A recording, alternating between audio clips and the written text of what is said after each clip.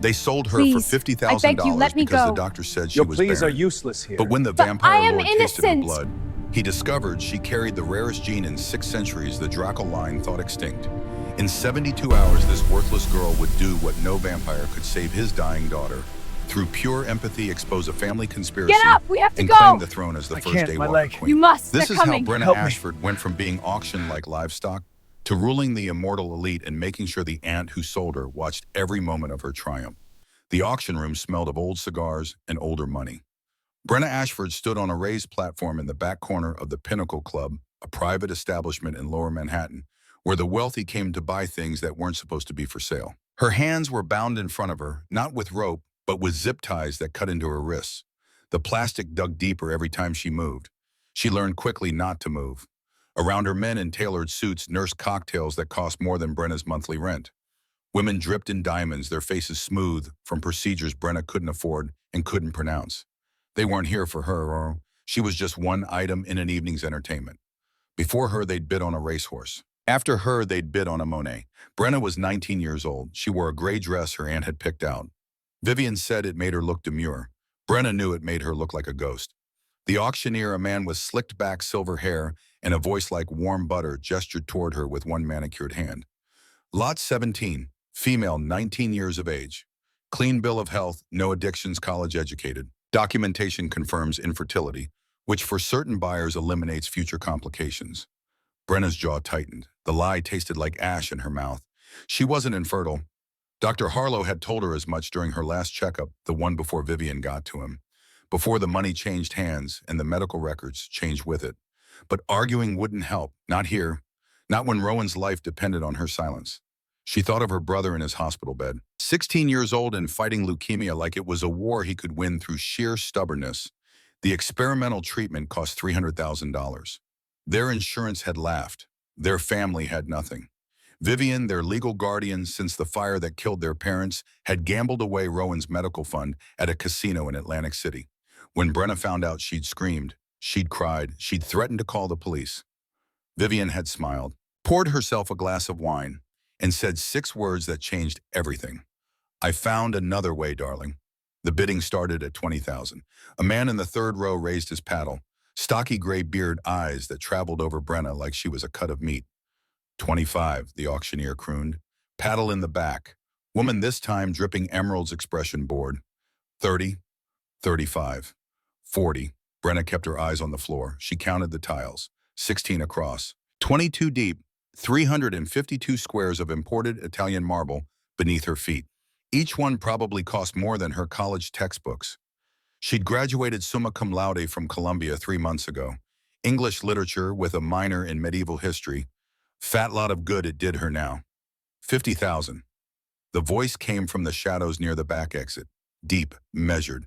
The kind of voice that didn't need to be loud to command attention. The room went quiet. The auctioneer's smile flickered just for a moment. He recovered quickly. 50,000 from the gentleman in the back. Do I hear 55 buying? Silence. The gray-bearded man set down his paddle. The emerald woman sipped her champagne. 50,000 going once. Brenna finally looked up. She couldn't see the buyer, just a silhouette against the exit sign's red glow. Tall, broad-shouldered, completely still. Going twice. Her heart hammered against her ribs. This was it. This was the moment her life split into before and after. She wanted to run. She wanted to scream. She wanted to grab one of those crystal glasses and shatter it against the marble and use the shards to cut herself free. But Rowan, always Rowan. Sold. Lot 17 to buyer 279. The gavel cracked like a gunshot. Vivian appeared at her elbow, all smiles and practiced sympathy. She pressed a folded check into Brenna's bound hands. "The treatment's already scheduled," Vivian whispered. "Rowan goes into surgery tomorrow morning. You did good, sweetheart." Brenna looked down at the check, made out to Rowan Ashford Medical Trust, $50,000. Blood money. But it would buy her brother 6 more months, maybe a year if they were lucky. She looked her aunt in the eye. "I hate you." Vivian's smile never wavered. "I know, darling, but you'll do it anyway."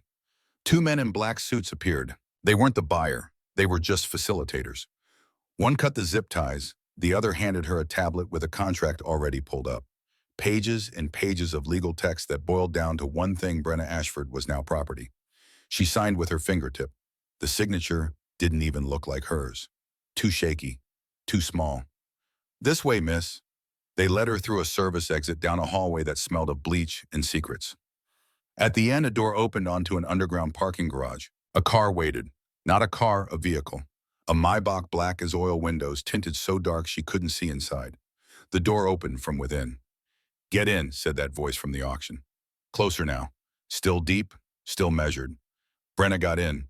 The interior smelled of leather and something else. Something she couldn't name. Cedar, smoked blood. The seat was butter soft. The man who'd bought her sat across from her, separated by a privacy partition made of what looked like bulletproof glass. She couldn't see his face. The car's interior was too dark. The door closed. The car began to move. "You didn't fight." Not a question, an observation. Brenna's hands rested in her lap, wrists still red from the zip ties. Would it have mattered? No. Honest, at least. They drove in silence. Brenna counted the turns. Left, right, straight for what felt like miles. She tried to track their direction, but the windows showed nothing but reflections of her own face, pale and ghost-like. "Where are we going?" she finally asked. "Blackthorn Manor, your new residence." "And what exactly did you buy me for?" The man leaned forward just enough for light from a passing street lamp to catch his face. Sharp cheekbones, dark hair, eyes that reflected gold in the dimness. "That depends on whether you survive the night." Then he sat back and darkness swallowed him whole. The highway stretched out like a scar across the landscape Route 43, cutting through the Ramapo Mountains north of the city. At 2 in the morning, traffic was a memory, just darkness and asphalt and the occasional truck hauling goods to nowhere important. Brenna sat in the back of the Maybach, still trying to process the last hour of her life. The man who'd bought her, she still didn't have a name, had said nothing else since his cryptic warning. He seemed content to sit in shadow and silence. Across from him, another figure occupied the seat beside Brenna. She'd been so focused on the buyer, she hadn't noticed when this second person had slipped into the car during a brief stop outside the city. This one was younger, or looked younger. Similar features to the first man, but sharper somehow. Hungrier. His eyes weren't gold. They were amber, like a wolf's. He studied Brenna the way a scientist might study a specimen. Clinical, curious, slightly contemptuous. "She's so small," he said, voice carrying a faint accent Brenna couldn't place. "European, old European. Are you certain she's the one?" "I'm certain I paid $50,000 for her," the first man replied. "Whether she's useful remains to be seen." Brenna bristled. "I'm right here, and I have a name." The amber-eyed man smiled.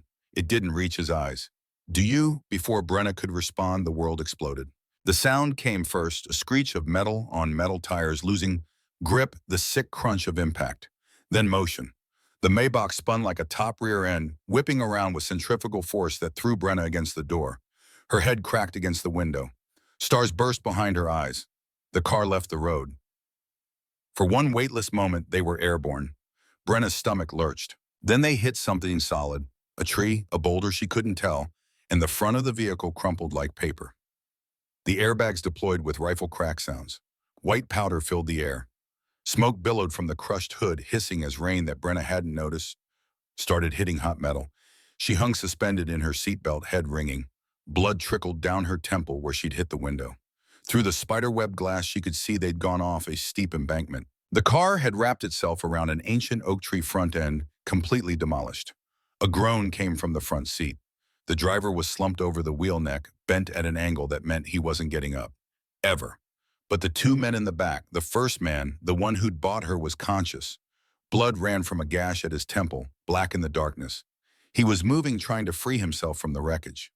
The second man, amber eyes, wasn't moving at all. He was slumped over the center console, body limp, breathing so shallow Brenna couldn't tell if he was breathing. "Out," the first man rasped. His voice carried an edge of command even through obvious pain. "We need to get out. Now." "He's hurt," Brenna said, pointing at the unconscious man. "I know. Help me get him." Brenna's door was jammed. She kicked it once, twice. On the third kick, it gave way with a shriek of tortured metal. She tumbled out onto wet grass, rain immediately soaking through her dress. Behind her, flames were starting to lick up from the engine compartment. The smell of gasoline mixed with the smell of smoke. The first man was trying to drag his companion out through the rear door on the driver's side.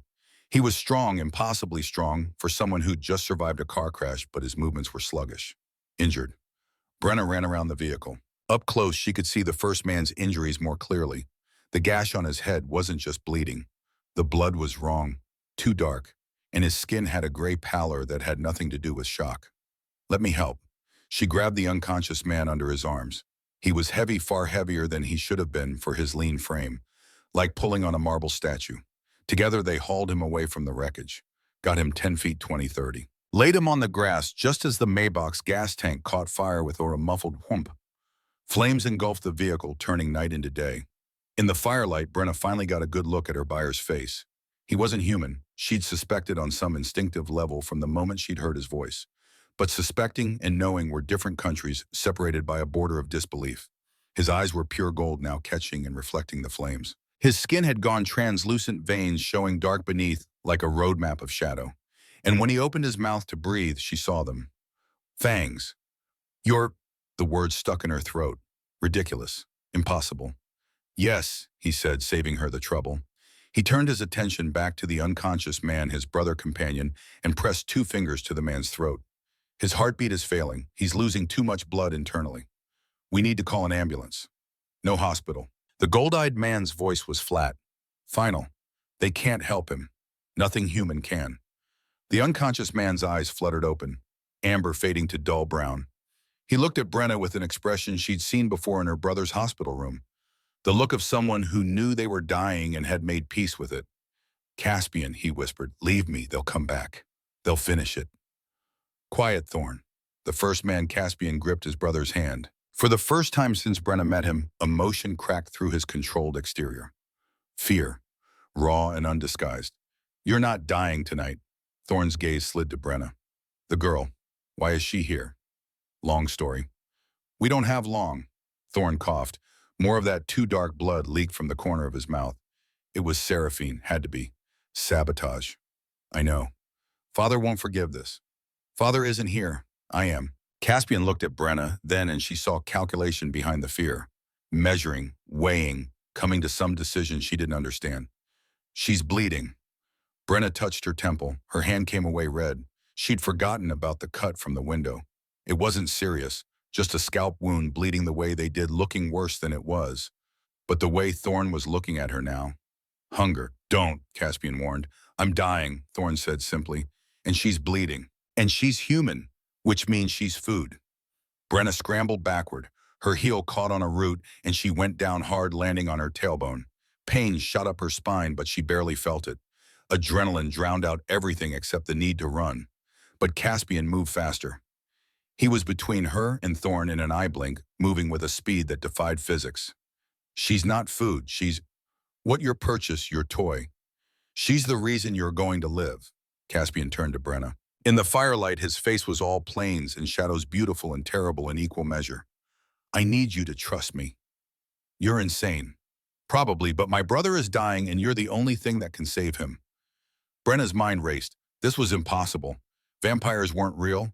They were stories, folklore, bad movies, and worse books. She should be screaming, running, flagging down a passing car, but no cars were passing. The highway was empty. And even if she ran, where would she go?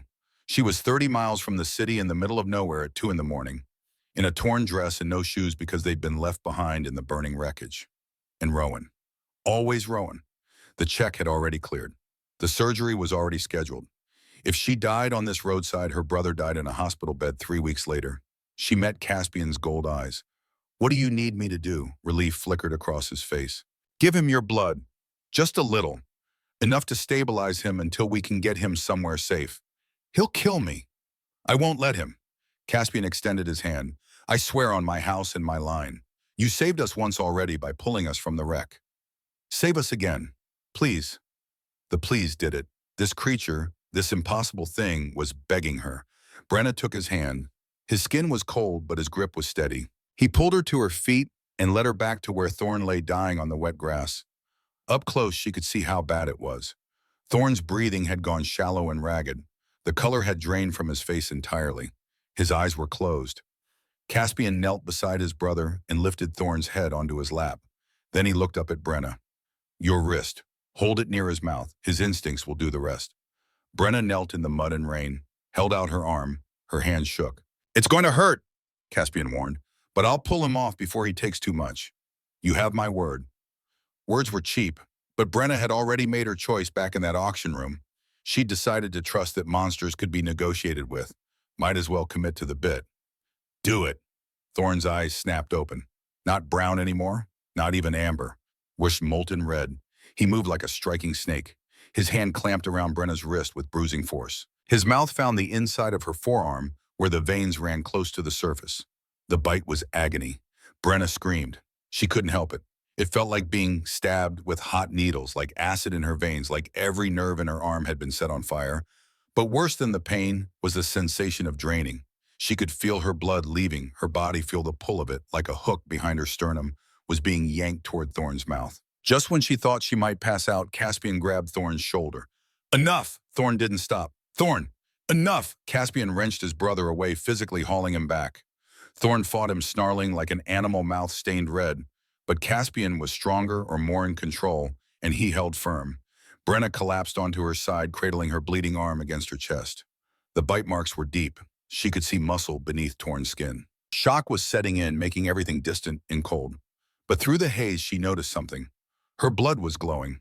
Not the blood on her arm. That was normal red streaming down to her elbow. But the blood Thorne had drunk, she could see it through his skin like golden lightning beneath the surface. It pulsed once, twice. Then the glow faded. Thorne stopped struggling. His eyes cleared from red back to amber. He looked at his hands, then at Caspian, then at Brenna. And for the first time, something shifted in his expression. Not contempt anymore.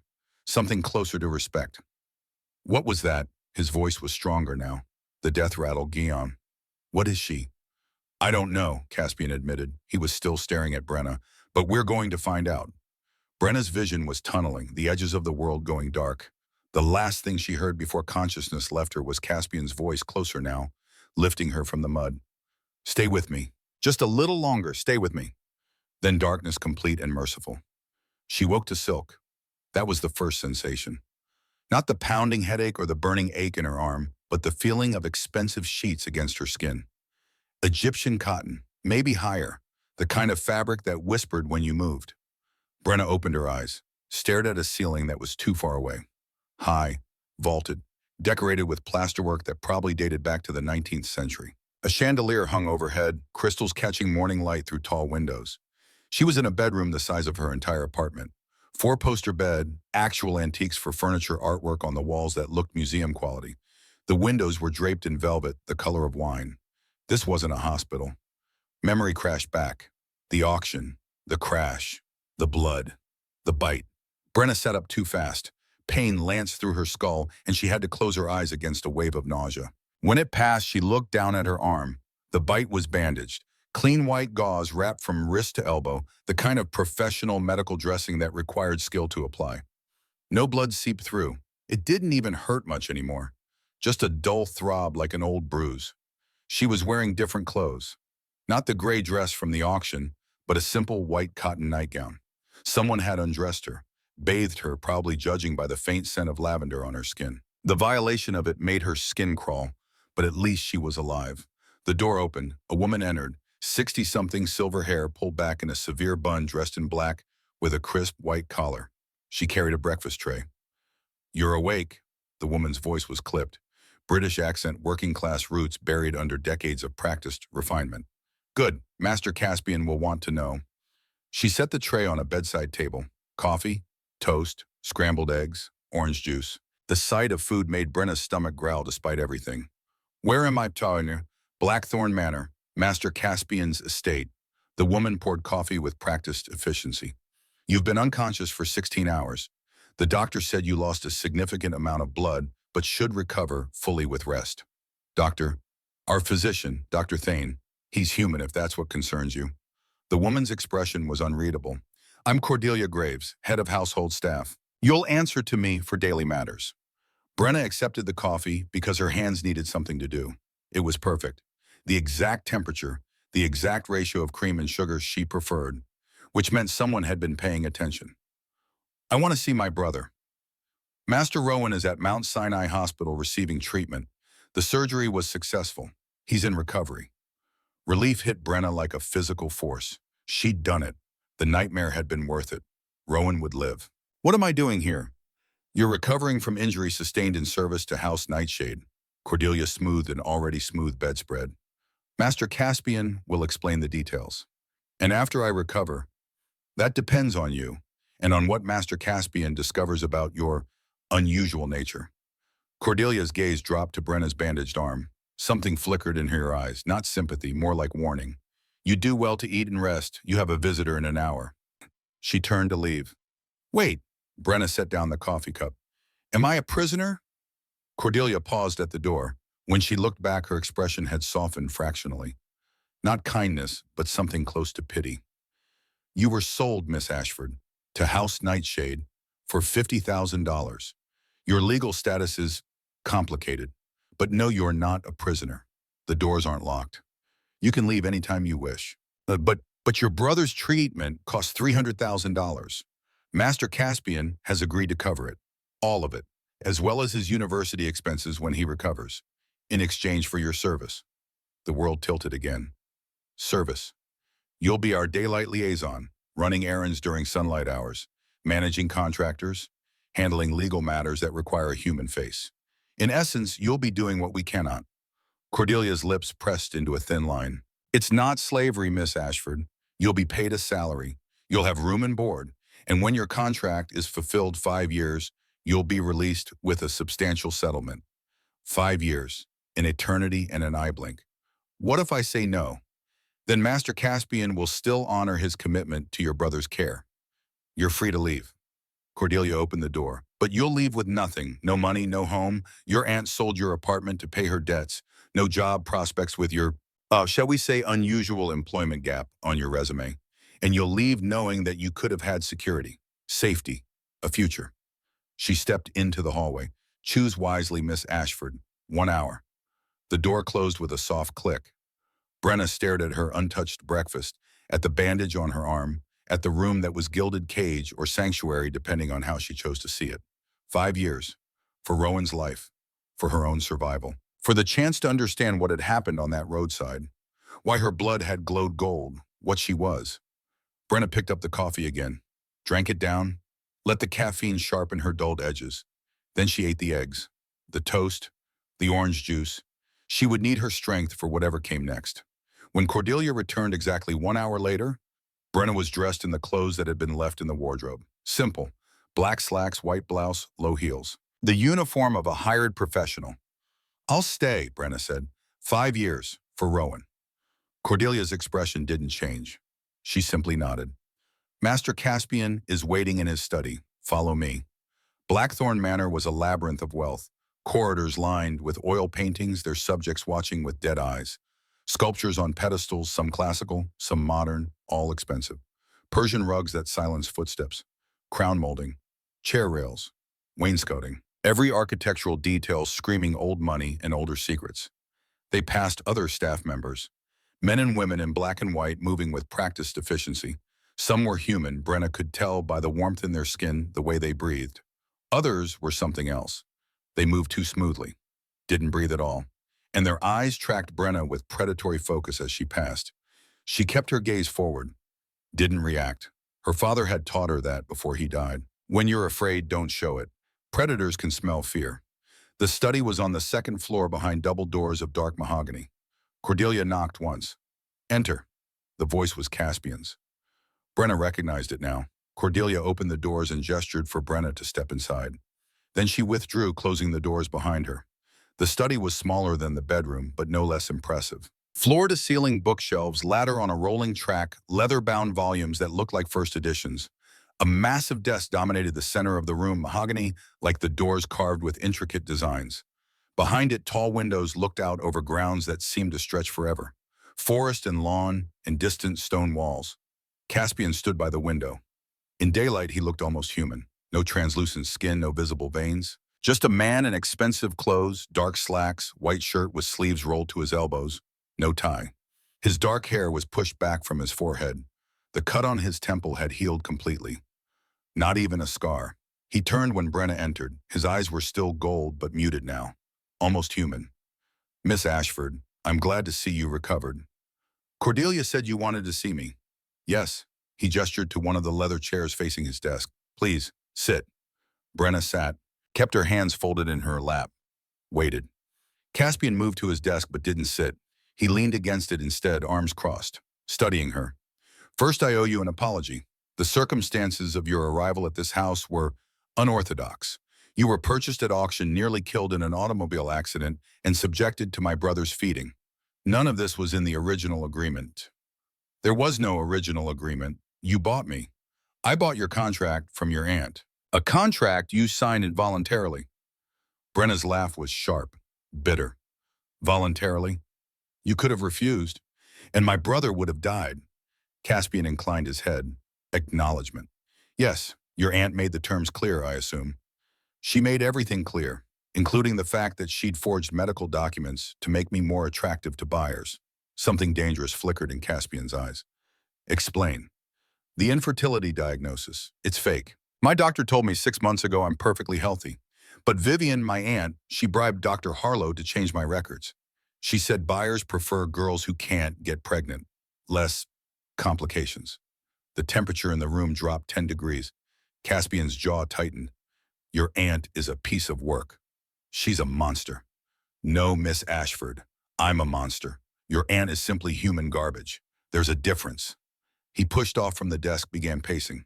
The infertility was one reason I purchased your contract. The other was this.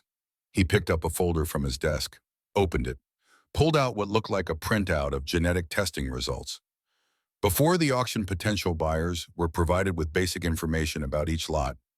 Medical history, education, family background. Your file had an anomaly, a genetic marker the testing company flagged but couldn't identify. He set the paper on the desk in front of Brenna. They noted it was rare, possibly unique. I had my people investigate further. Brenna looked at the printout. It was gibberish to her, letters and numbers and genetic sequences that might as well have been hieroglyphics. I don't understand.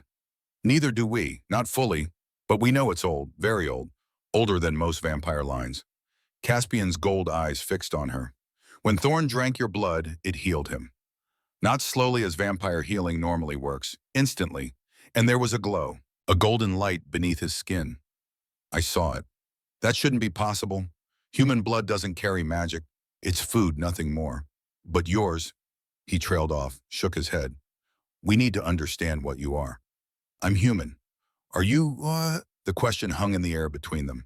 Brenna wanted to say yes. She'd been human 19 years. She had a birth certificate, a social security number, childhood memories of skinned knees and school plays, and her mother braiding her hair before bed.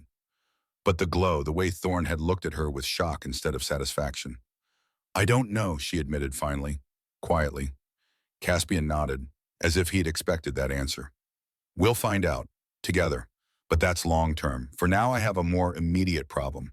He pulled another file from his desk, this one thicker. Photos paper-clipped to documents. The crash wasn't an accident. The brake lines on the Maybach were cut, cleanly, with a laser precision tool, not a knife. That takes planning, resources. He spread the photos across the desk. Close-ups of severed brake lines. Someone tried to kill me and my brother. Brenna studied the images. Who? That's what you're going to help me find out. Caspian pulled out a chair and sat down across from her. The vehicle was serviced 2 days before the crash at our private garage. 12 people had access, 6 human mechanics, 3 vampire security personnel, 2 human administrative staff, and 1 head mechanic named Marcus Thorn. Thorn like your brother. Common name among our kind, no relation. Caspian slid another photo across. A man in mechanic's coveralls, 50s gray beard kind eyes. Marcus has worked for House Nightshade for 20 years. Impeccable record. But 4 days after the crash, he withdrew $50,000 from an offshore account we didn't know he had.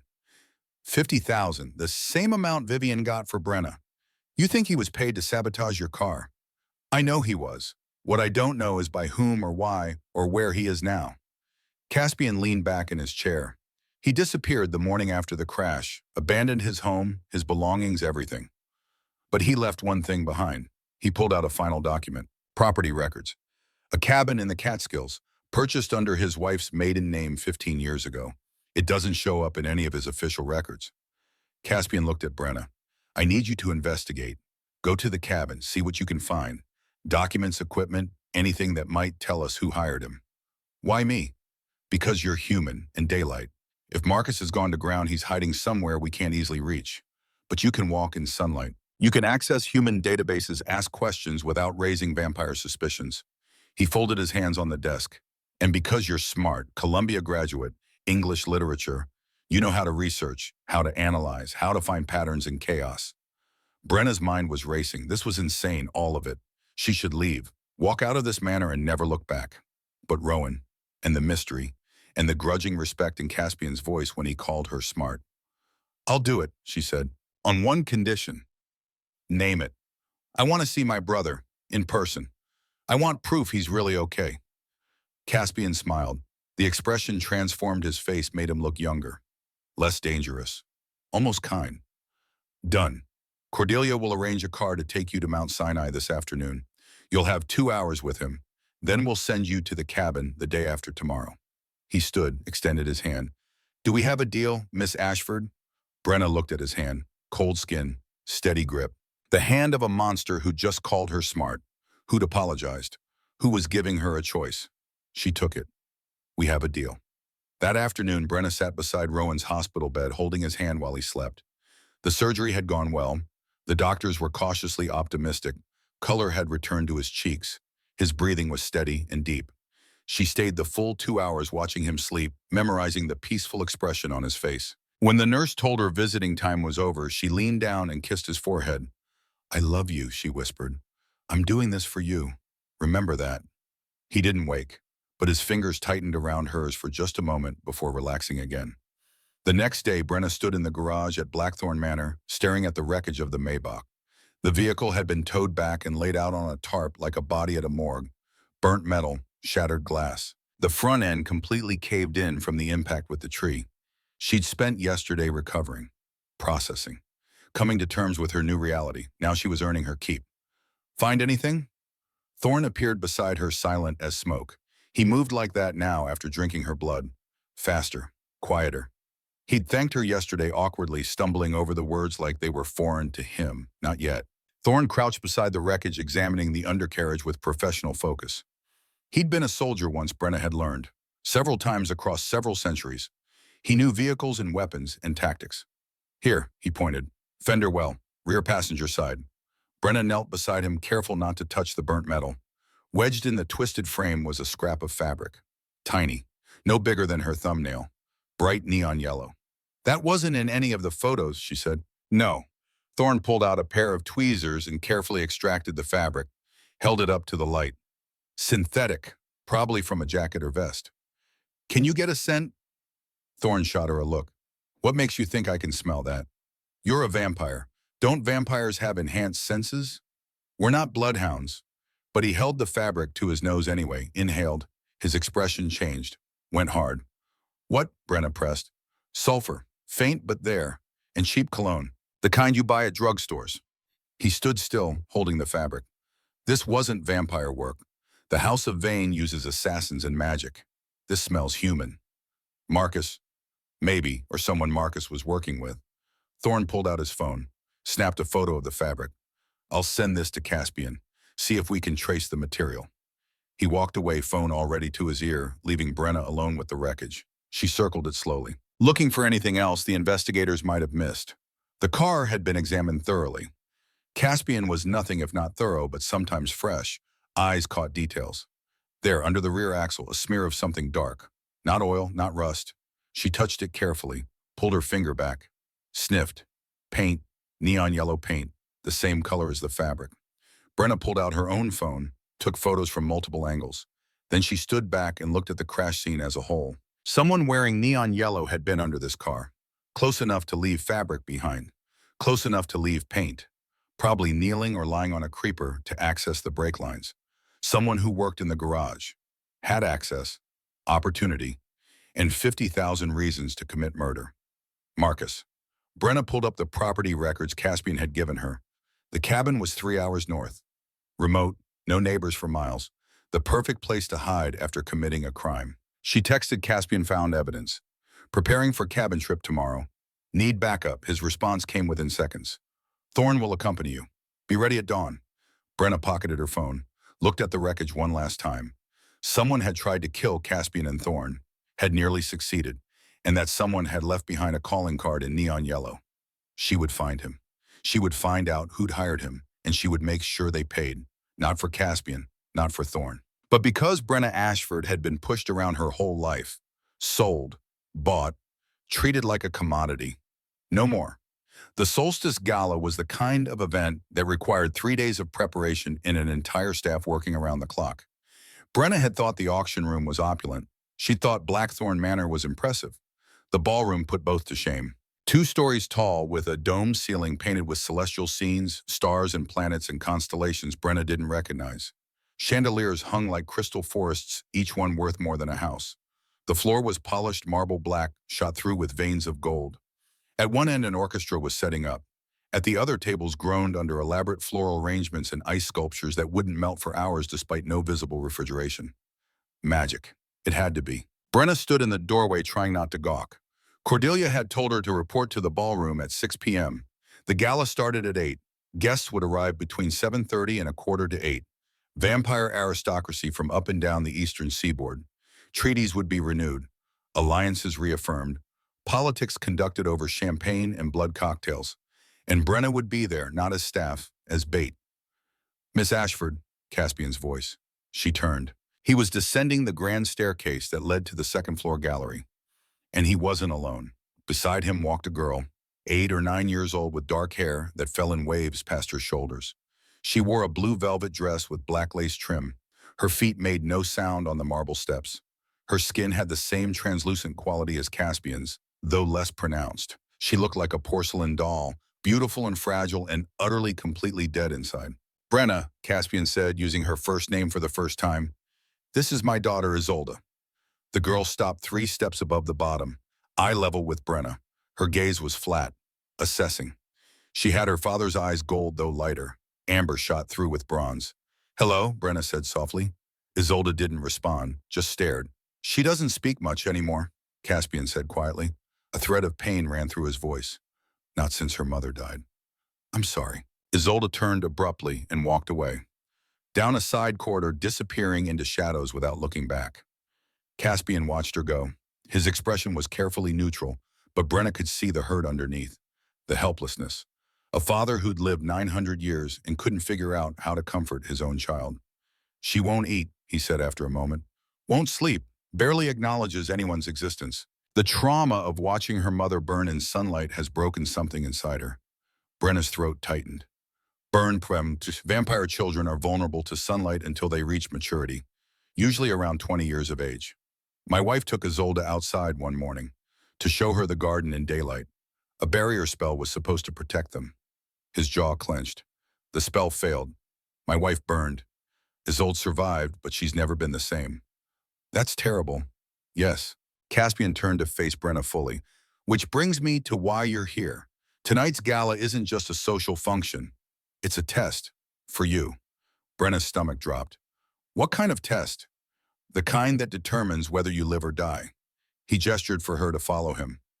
Led her through corridors to a wing of the manor she hadn't seen before. Stopped in front of a closed door. "Inside, you'll find an evening gown, hair and makeup supplies. You have 2 hours to prepare. At 8 p.m., you'll join the gala as my guest." "Your guest?" "Yes, you'll be introduced as Brenna Ashford, my daylight liaison.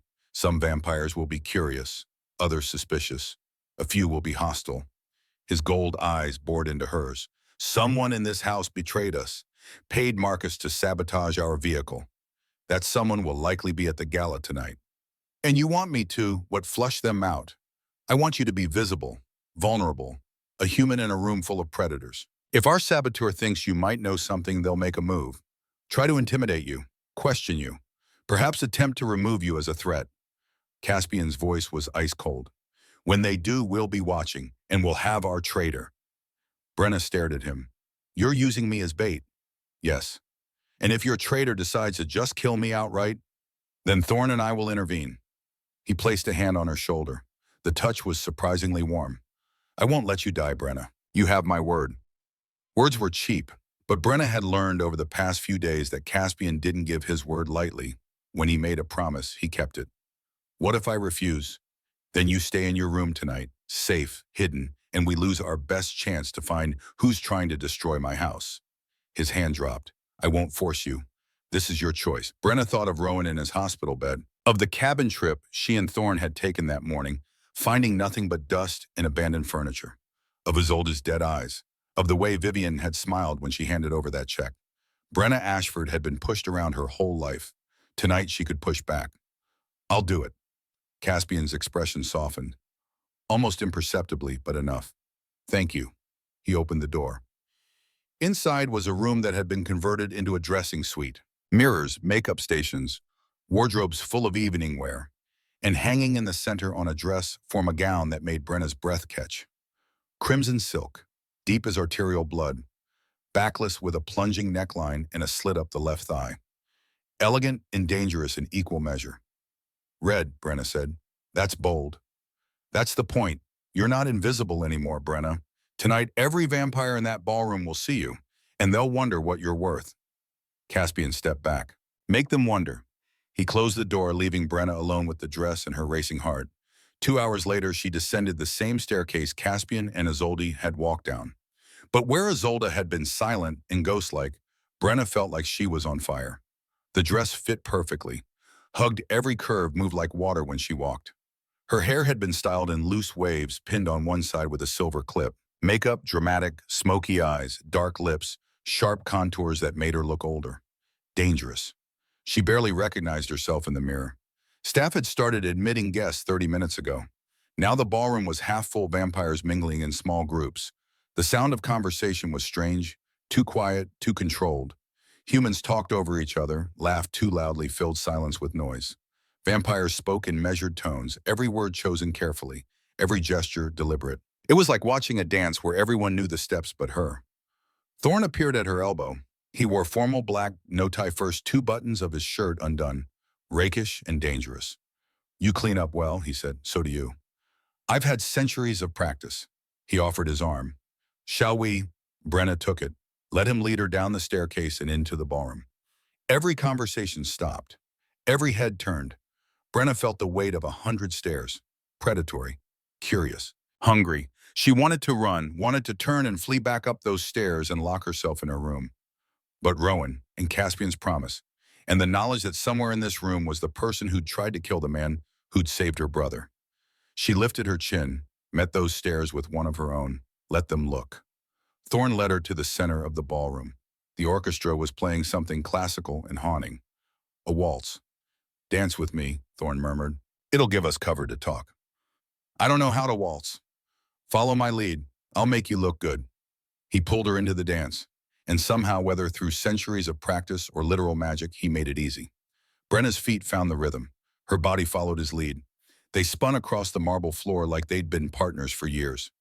First row of chairs, third from the left, Thorne said quietly. That's Lady Seraphine of House Vane. Platinum blonde, ruby necklace. Brenna glanced over. The woman was stunning. Ageless beauty, sharp cheekbones, eyes like chips of ice. She and Caspian have history. She wanted to marry him, cement an alliance between our houses. He chose his late wife instead. Thorne spun Brenna past another couple. She's never forgiven him. Would she sabotage his car? Maybe, if she thought it would destabilize House Nightshade enough to make them vulnerable to takeover. His grip tightened on her waist. Keep dancing. Smile. Look like you're having a wonderful time. Brenna smiled. It felt fake. But from a distance, who could tell? They danced through 2 more songs. Brenna caught glimpses of Caspian across the room talking to a group of older vampires who radiated authority. His father council members. She didn't know the hierarchy yet. Then the music stopped. The orchestra fell silent mid-note. Every vampire in the room turned toward the main entrance. Even from across the ballroom, Brenna heard it. A sound like thunder. Or a battering ram. The doors exploded inward. 5 figures entered. Not vampires, humans. Dressed in tactical gear, gray and black, no insignia. They carried weapons that looked like crossbows but with glowing blue lights where arrows should be. High-tech. Military grade. The lead figure raised his weapon. Nightshade. His voice echoed through the suddenly silent ballroom. Your reign ends tonight. He fired. A bolt of crackling blue energy streaked across the ballroom, aimed directly at the balcony where an older vampire stood. Caspian's father. Had to be. The vampire caught the bolt in his bare hand. It sizzled, burning his skin, but he didn't flinch. Just crushed it like paper. Kill them all, the older vampire said. His voice was calm, conversational, terrifying. The ballroom erupted into chaos. Thorne's hand clamped on Brenna's wrist. Move. Now. He pulled her toward the side exit, weaving through the panicked crowd. Vampires scattered in all directions. Some fled. Others attacked, charging the hunters with fangs bared and hands extended like claws. A vampire to Brenna's left moved in a blur. A hunter pivoted, fired. The bolt caught the vampire mid-leap. He combusted into ash. Gone. Centuries of existence ended in a heartbeat. Something exploded near the orchestra pit. A canister. Silver particles filled the air like glitter. Every vampire within 20 feet collapsed, skin blistering. The silver dust was airborne poison. Thorne hauled Brenna through a service door. Staff were already running. Smart. The hunters weren't after them. Where's Caspian? Brenna gasped. Getting the others to safety. We need to reach the vault. They ran down narrow stairwells. Brenna's heel caught on her dress. She stumbled. Thorne caught her.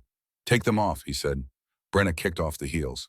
The marble was cold against her bare feet, but she didn't care. They kept moving. Down, down, past ground floor, past basement, into sublevels. The walls changed from plaster to brick to raw stone. They were below the water table now. A massive steel door loomed, vault-style with a wheel lock. Thorne spun it. The mechanism disengaged. The door swung open. Inside was a room 15 feet square. Steel walls, LED lights, crates of supplies. A bank of monitors showed security feeds. On the screens, Brenna watched vampires fighting, dying, fleeing. Caspian burst through 30 seconds later, half carrying his father. The older vampire was badly burned. Behind them came a handful of others. Lady Seraphine, her ruby necklace splattered with ash. 3 council members, a few guards, 12 vampires in total. All that remained. Seal it, Caspian's father commanded. Thorne moved to comply, but Caspian stopped him. Isolde, where's Isolde? Everyone froze. Caspian's face had gone sheet white. My daughter, where is she?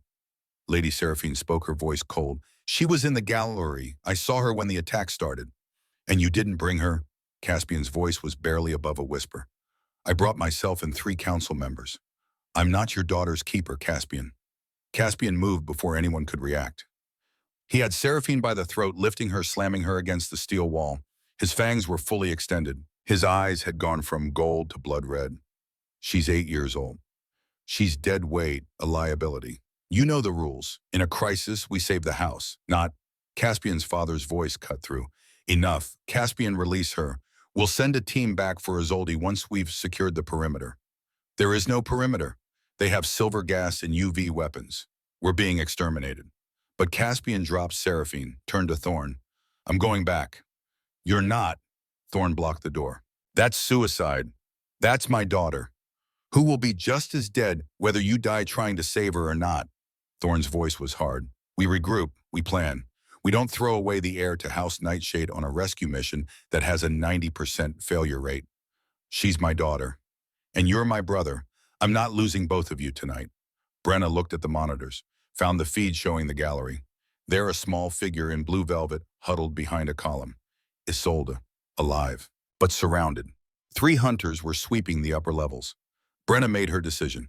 She moved past Caspian and Thorne toward the open vault door. What are you doing? Thorne grabbed her arm. They're not looking for humans. They're looking for vampires. I can get to her. You'll die. Maybe, but I'm not standing here watching a little girl get murdered because we were too scared to try.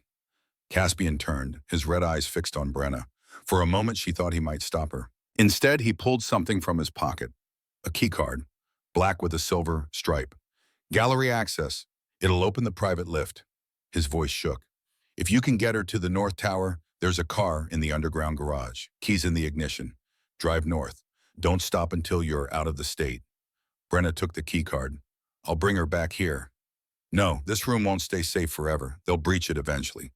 Caspian's hand closed over hers. Save her. That's all I'm asking. Save my daughter. Caspian, his father started. She's human. She has a chance. We don't. Caspian looked at Brenna with eyes that held 9 centuries of accumulated pain. Please.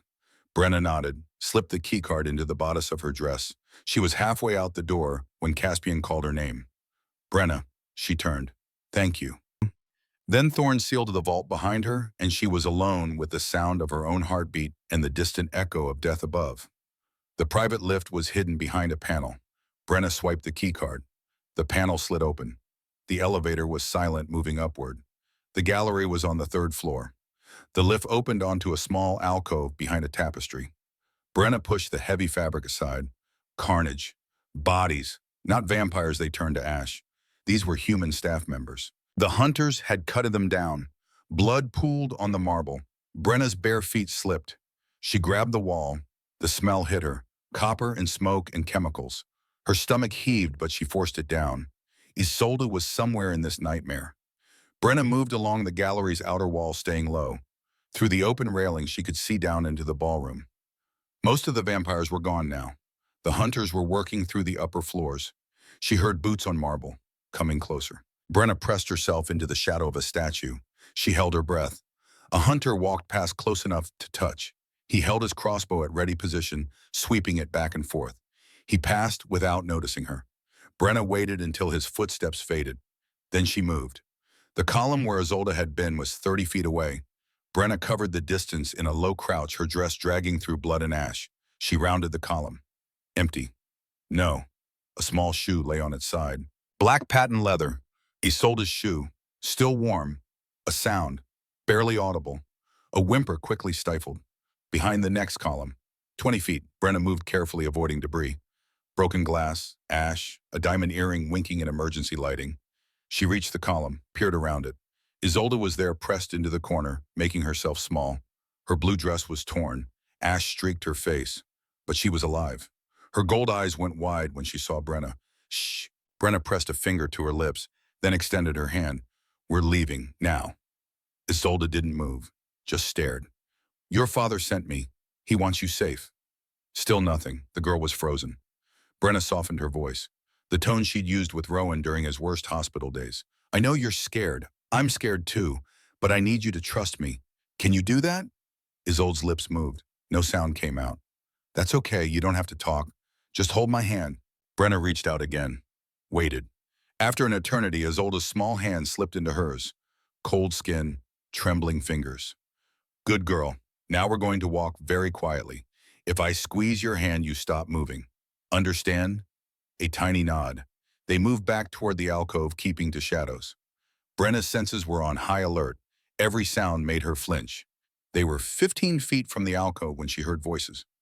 Check every room. Orders are scorched earth. What about humans? Dead witnesses can't testify. The hunters were doubling back. Brenna and Isolde wouldn't make it to the elevator before being spotted. The tapestry, the one concealing the elevator. Brenna pulled Isolde behind it into the alcove, pressed the elevator call button. The panel slid open silently. They slipped inside. Brenna hit the button for the lowest level. The door started to close. Through the narrowing gap, she saw a hunter enter the gallery, saw him turn toward the tapestry. The doors sealed. The elevator descended. Isolde collapsed against the wall, sliding down. Silent tears tracked through the ash on her face. Brenna knelt beside her. Hey, look at me. Gold eyes swimming with tears met hers. You're safe now. I've got you. Isolde launched herself forward, wrapping small arms around Brenna's neck. The force knocked Brenna backward.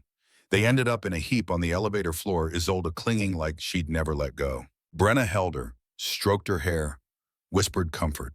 The elevator descended into darkness.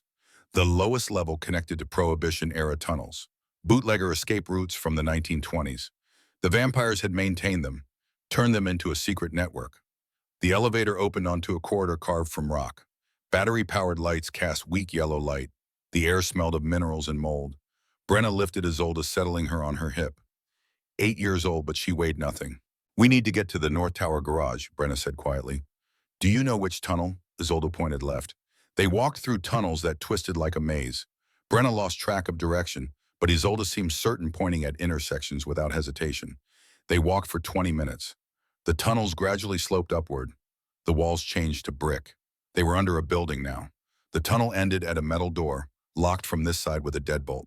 Brenna slid it open, pushed carefully. Garage, underground, half a dozen vehicles parked in spots. And there a black sedan with keys visible in the ignition. Caspian had told the truth. Brenna carried Isolde to the car, opened the back door, settled her in the seat, found a blanket in the trunk. Stay down. Don't look up until I tell you it's safe. Isolde nodded, curled up, pulling the blanket over her head. Brenna got in the driver's seat, turned the key. The engine purred to life. The garage had a rolling door. Brenna found the remote clipped to the sun visor. Pressed the button. The door began to rise with a mechanical whir. 20 feet of driveway, then the street, then freedom. The door was halfway up when Brenna saw the boots.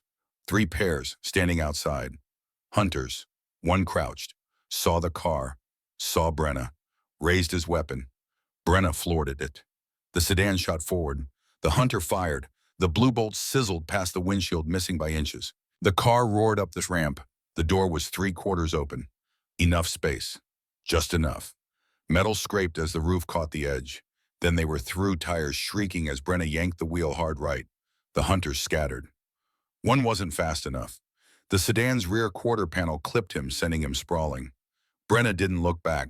She accelerated down the driveway past the burning main house when had it caught fire, and through gates twisted off their hinges. Then they were on the road, empty highway stretching north. Brenna drove. Her hands shook, but she didn't slow down. Kept the speedometer at 80, then 90. Every mile was a mile closer to safety. After 30 minutes, no pursuit appeared. Isolde, you can sit up now. The blanket shifted. A small face appeared. Are we safe? The first words Isolde had spoken. Her voice was soft, young, achingly vulnerable. We're getting there. Brenna met her eyes in the mirror. Your father told me to drive north. Do you know anywhere we could go? Isolde thought. The cabin. What cabin? Marcus used to talk about his cabin in the mountains. He said if anything bad happened, that's where he'd go. To hide. Marcus, the mechanic who'd sabotaged their car. Isolde, do you remember where? He showed me once. On a map, in the Catskills, near Shadow Creek. That matched the property records. The cabin they'd planned to investigate. Good memory. Brenna kept driving. We'll go there. Wait for your father. If he could contact them. If he'd survived. Brenna pushed the thought away. Caspian was 900 years old. He hadn't lived that long by being easy to kill. They drove through the night. Isolde fell asleep eventually. Brenna kept the radio off. Just the sound of the engine and the road. She'd saved the girl. That had to count for something. Dawn was breaking when they reached the Catskills. Brenna pulled over at a gas station, filled the tank, bought coffee and donuts with cash from the glove compartment. Emergency money. Caspian had thought of everything. Isolde woke, accepted a donut with a murmured thanks, ate in small mechanical bites. Are you okay? Brenna asked. No, Isolde's honesty was brutal. But I will be, eventually. That's very mature of you. I'm 80 years old. I've seen my mother burned to death and my father's house attacked. I don't get to be immature anymore. The matter-of-fact way she said it broke Brenna's heart. You're allowed to be scared, Isolde. You're allowed to cry. You're allowed to be a kid. Kids die. I need to be strong. But her voice cracked. Brenna reached back, squeezed her hand. Strong people cry too. It doesn't make you weak. It makes you human. But I'm not human. No, but that doesn't mean you can't feel like one. They found the cabin 2 hours later. End of a long dirt road surrounded by pines, no neighbors for miles. The cabin looked abandoned. One-story A-frame construction, windows dark. No vehicles, no smoke from the chimney. Brenna parked 50 feet back in tree cover. Stay here, lock the doors. I'm checking if it's safe. What if it's not? Then I come back and we leave. What if you don't come back? Brenna handed Isolde the keys. Then you drive.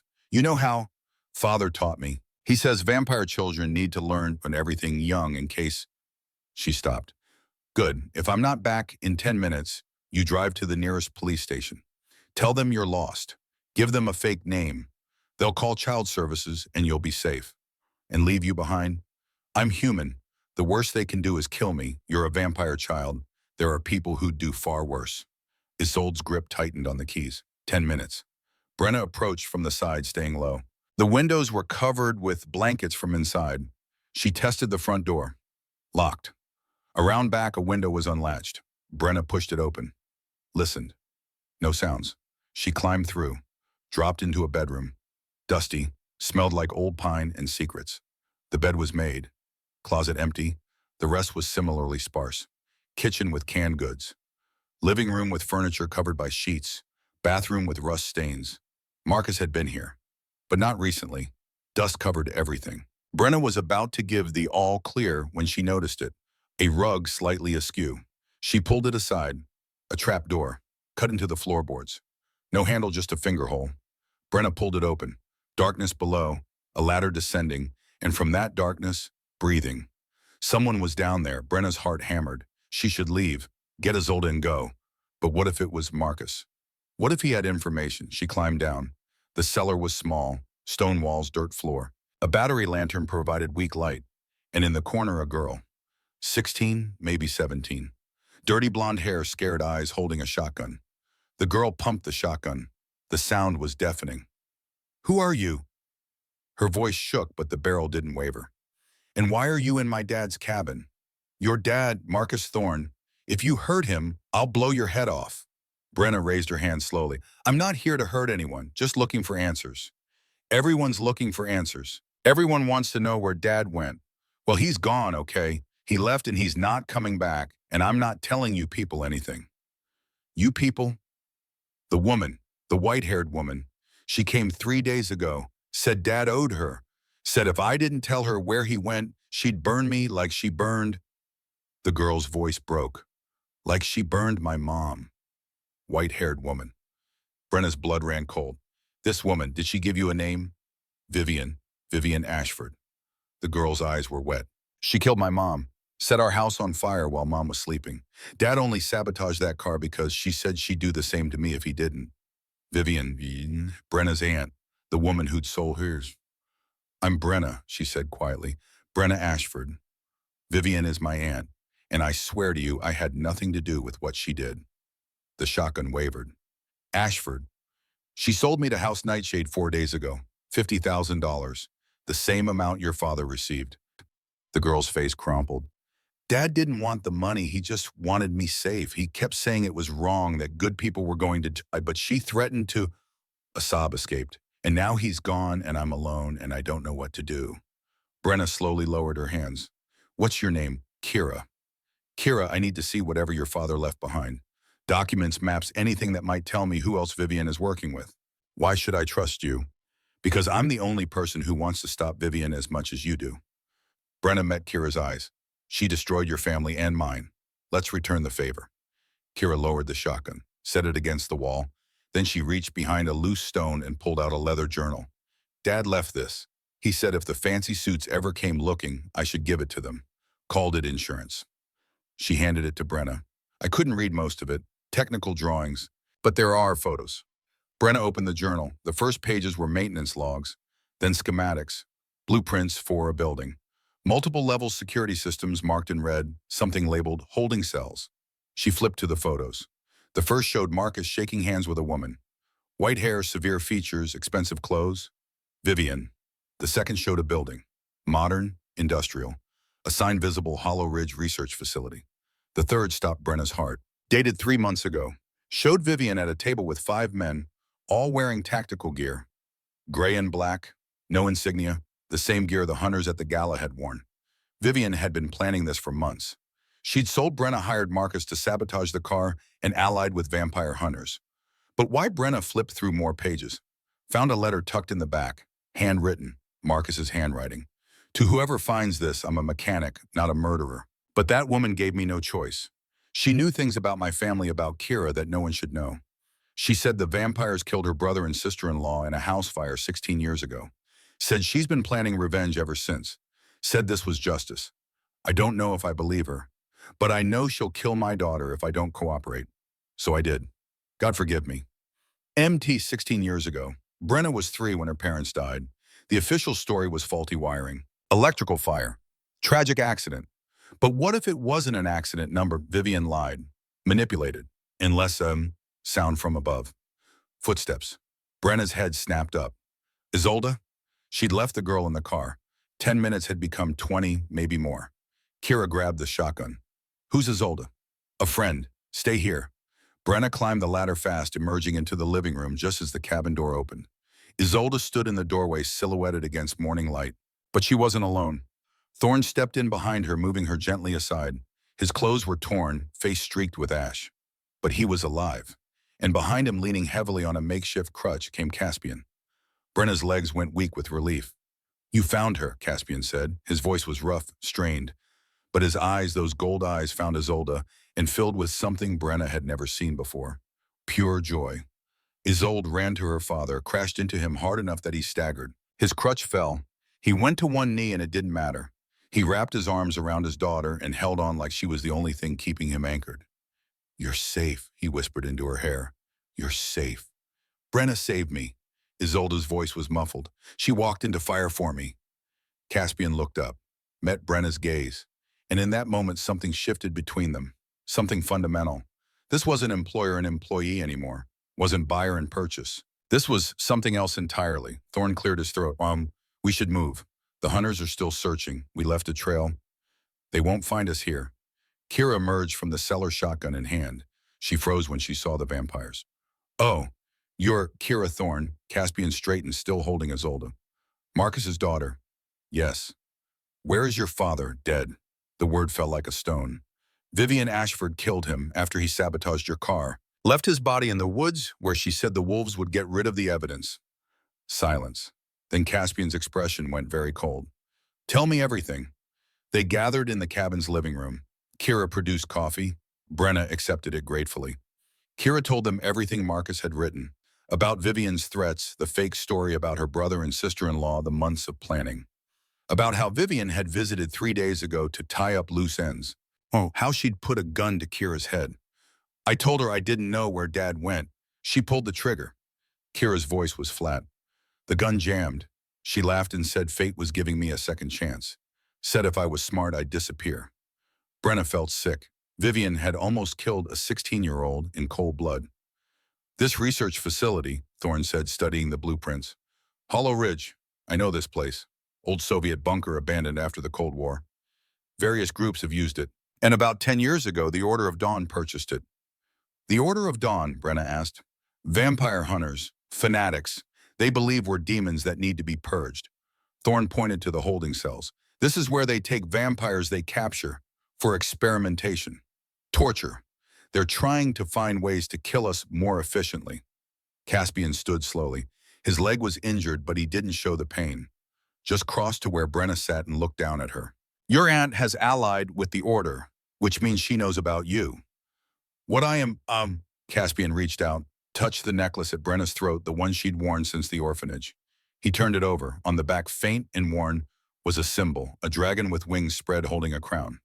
"The Dracal crest," Caspian said quietly. "Brenna, your parents weren't random victims. They were guardians. Keepers of bloodline secrets that were supposed to have been lost 600 years ago." "I don't understand." "The Dracal line, the first vampires, were different from us. They could walk in daylight, command it. They had abilities we've lost." He released the necklace. "Your parents were human, but they carried dormant Dracal genes. They were protecting you, hiding you, until someone found out. Vivian." The pieces clicked together. Vivian had found out about Brenna's heritage, had killed her parents to get to her, had spent 16 years waiting until Brenna was old enough to be useful. Then she'd sold her, not to get rid of her, but to put her exactly where Vivian wanted her, inside House Nightshade, where Vivian's hunter allies could capture her during the attack. "I'm the target," Brenna whispered. "This whole time, the crash, the gala, all of it. She's not trying to destroy your house. She's trying to get me." "Yes," Caspian's voice was grim. "The Order would pay a fortune for a living Dracal heir. Your blood, your genes, they'd study you, dissect you, try to weaponize whatever makes you special. Then we give them what they want," Brenna said. Everyone stared at her. "Not literally, but we let them think they can get me, use me as bait, draw them out." She looked at Caspian. "You said someone in your house betrayed you. Someone helped Vivian plan this. We need to know who." "It's suicide. It's the only option. Because if we run, they'll just keep coming. But if we attack first, we die faster," Thorn interjected. "Or we win." Brenna stood. "Your father is injured. Lady Seraphine is probably plotting to take over. You've lost most of your house. You can't win a straight fight, but you can win through deception." Caspian studied her.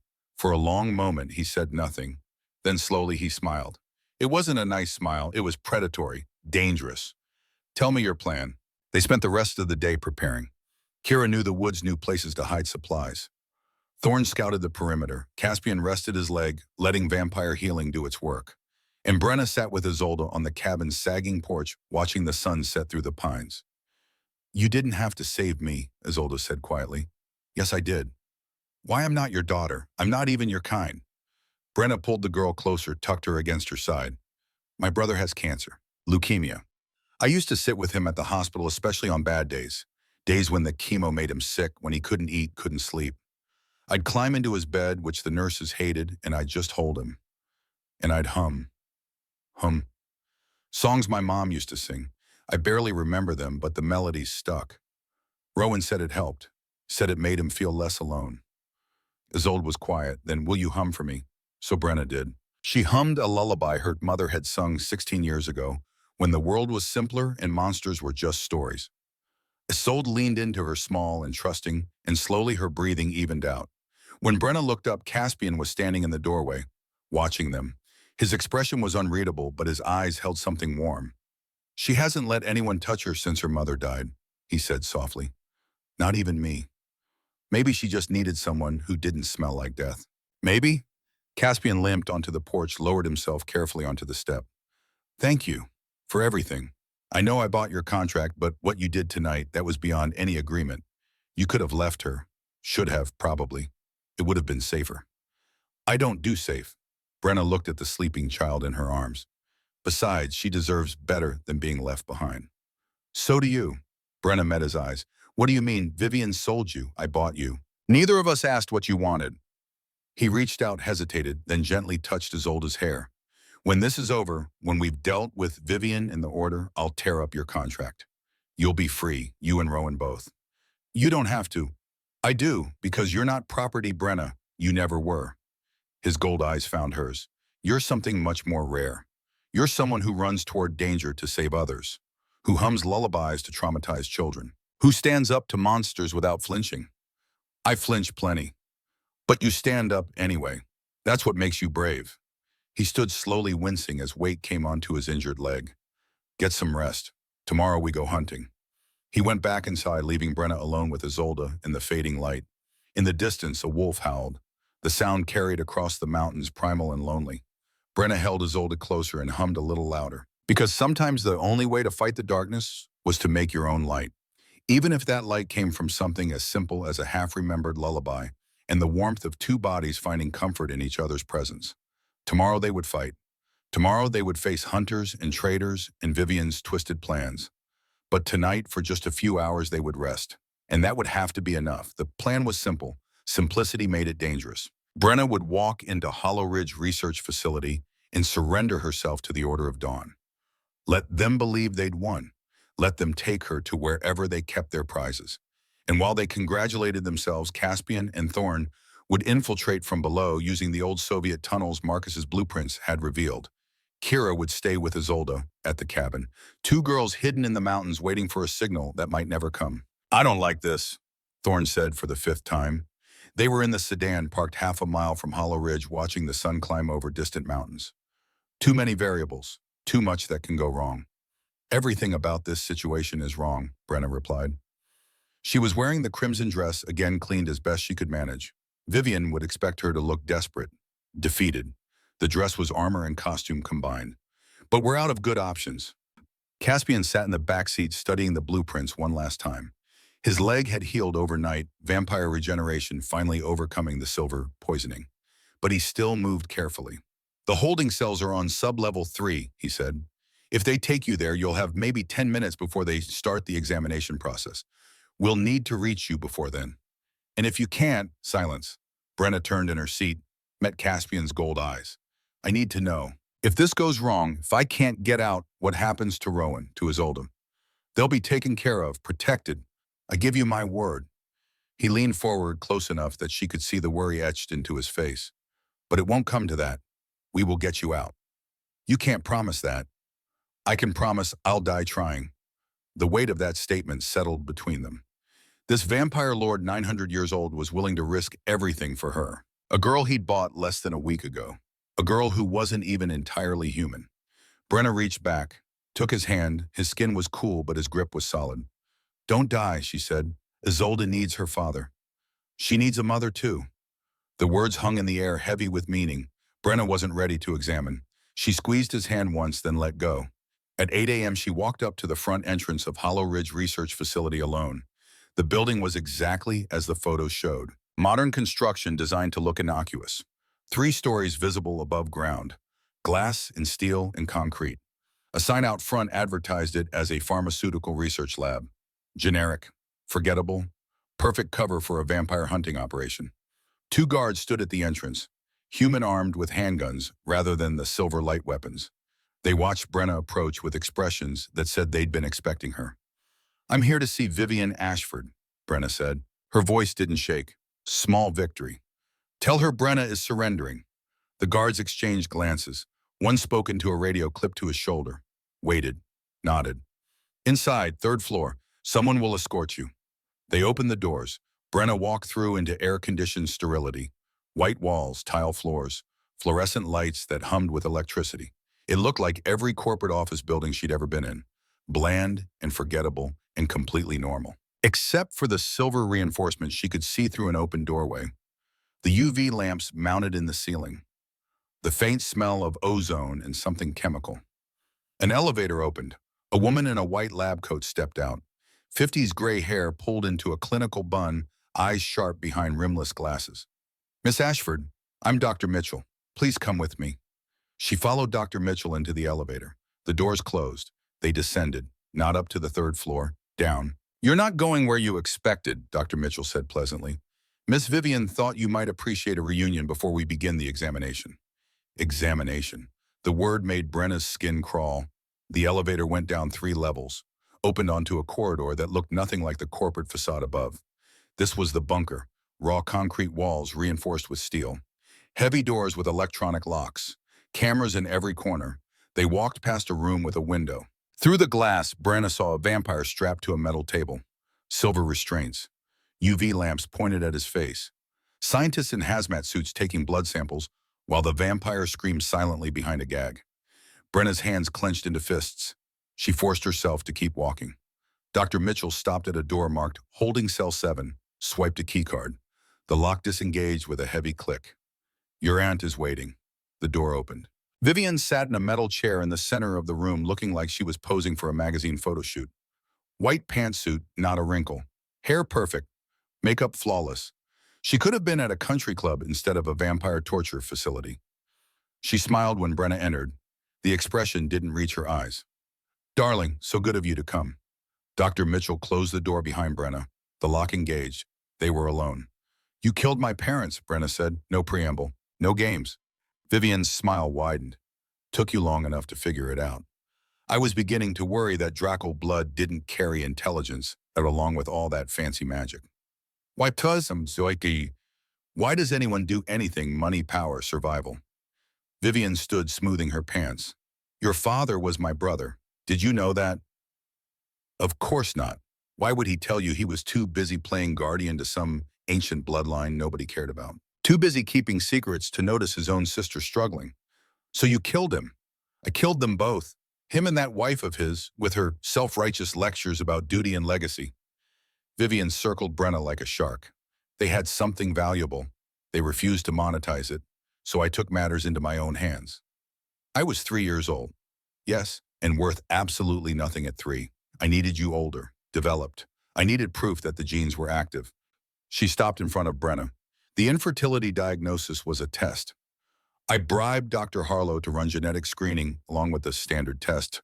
When the markers came back positive, I knew. You were the real thing, a living Dracula heir. So you sold me. I placed you exactly where you needed to be. Inside House Nightshade, the oldest and most powerful vampire line on the East Coast. I knew Caspian would recognize what you were. I knew he'd keep you close." Vivian's eyes glittered. "And when the Order attacked, I knew exactly where to tell them to find you. The gala was supposed to be my capture." "Yes, but you escaped, saved that brat child and ran. Quite inconvenient." She pulled out her phone, checked something. "But here you are anyway, walking right in, saving me the trouble of hunting you down." Brenna forced herself to breathe slowly. Caspian and Thorne needed time. She needed to keep Vivian talking. "What does the Order want with me?" "What they've always wanted. A weapon against the vampires. Your blood can heal them. Make them immune to silver, to sunlight. Imagine if we could synthesize that." mass produce it, we could create an army of daywalkers. Humans with vampire strength and speed, but none of their weaknesses. Vivian's smile turned predatory. The Order will pay me $10 million for you, and I'll finally have everything your father denied me. Everything I deserve. You're insane. I'm practical. Vivian moved toward the door, pressed a button on the wall. Dr. Mitchell will begin the extraction process shortly. Don't worry, they'll keep you alive. Can't synthesize dead blood, but I can't promise it won't hurt. The door opened. Two guards entered, moving toward Brenna. She didn't fight. Couldn't. Not yet. She let them take her arms, let them lead her out of the cell and down the corridor. Behind her, Vivian's voice followed. Goodbye, darling. I'd say I'm sorry, but we both know I'm not. They took her 3 doors down. Cell 10. Strapped her to a chair identical to the one in a vampire's examination room. Silver restraints on her wrists and ankles. UV lamp overhead, currently off. Dr. Mitchell entered with 2 assistants. They carried equipment Brenna couldn't name. Syringes, tubes, machines that beeped and hummed. We'll start with a baseline sample, Dr. Mitchell said clinically. 500 milliliters. Then we'll introduce various stimuli to see what triggers the transformation response. Stimuli, pain. They were going to hurt her until her blood did whatever it had done when Thorne drank it. This isn't research, Brenna said. It's torture. Semantics. Dr. Mitchell prepped a syringe. Hold still. This will be easier if you don't fight. The needle pierced Brenna's arm. She watched her blood flow into the tube. Dark red, normal, no golden glow. 60 seconds. Caspian and Thorne had 10 minutes. Maybe less. Interesting, Dr. Mitchell murmured, holding the vial up to the light. Appears completely human at baseline. The transformation must require specific catalysts. She nodded to an assistant. He approached with what looked like a cattle prod. Brenna braced herself. Then the lights went out. Emergency lighting kicked in a second later, bathing everything in red. An alarm began to wail. Loud, disorienting. Dr. Mitchell cursed. Grabbed her Brady. Security, what's happening? Static, then a voice panicked. Breach on sublevel 2. Multiple hostiles. Oh God, they're... The transmission cut off. Dr. Mitchell looked at her assistants. Lock this door. Don't open it for anyone. She ran out. The door slammed shut behind her. The assistants stood frozen, looking at each other. The cattle prod lay forgotten on the medical tray. Brenna tested the restraints. Silver. They burned where they touched her skin, but not like they would burn a vampire. Just normal metal-on-skin contact burn. She pulled. The chair was bolted to the floor, but the restraints had some give. If she could just... The door exploded inward. Not opened. Exploded. The metal bent like foil torn off its hinges by something impossibly strong. Thorne stepped through the wreckage. His eyes were pure red, his fangs fully extended. Blood covered his hands and clothes, not his blood. He looked at the assistants. Run! They ran. Thorne crossed to Brenna, tore the silver restraints off like they were paper. The metal shrieked but gave way. Caspian. Sublevel 2. There are more of them than we thought. At least 30 hunters. Thorne pulled Brenna to her feet. We need to move. Now. They ran through corridors that had become war zones. Bodies lay where they'd fallen, hunters mostly, but some vampires too. The Order had been holding prisoners here. Caspian and Thorne had freed them. Now freed vampires fought their captors with desperate fury. Sublevel 2 was carnage. A large holding area had been converted into a battlefield. Hunters with their silver weapons fought vampires who moved like demons. Caspian was in the center of it, a blur of motion. He didn't just fight, he orchestrated. Calling orders, coordinating attacks, turning chaos into strategy. A hunter spotted Brenna, raised his weapon. Caspian was there in an instant. Grabbed the hunter's arm, twisted. Bone cracked. The weapon fell. Caspian caught it midair and threw it like a javelin. It caught another hunter in the chest, the silver energy discharging on impact. He turned to Brenna. Blood splattered his face. His eyes blazed gold. Vivian. 3rd floor. She's... A sound cut through the chaos. Loud, mechanical, coming from the elevator shaft. The freight elevator was descending. Through the metal grating, Brenna could see it. A cage. And inside, her heart stopped. Rowan. Her brother was strapped to a gurney, unconscious, IV line running into his arm. Beside him stood Vivian, looking pleased with herself. And behind them, held by 2 hunters, was Isolde. The little girl's eyes were wide with terror. She struggled against the hands holding her, but couldn't break free. The elevator reached their level. Stopped. The gate rolled open. Vivian stepped out using Rowan's gurney as a shield. The hunters followed, keeping Isolde between them and the vampires. "Everybody freeze," Vivian called out. Her voice carried over the sounds of fighting. "Or I put a silver bullet in this boy's brain."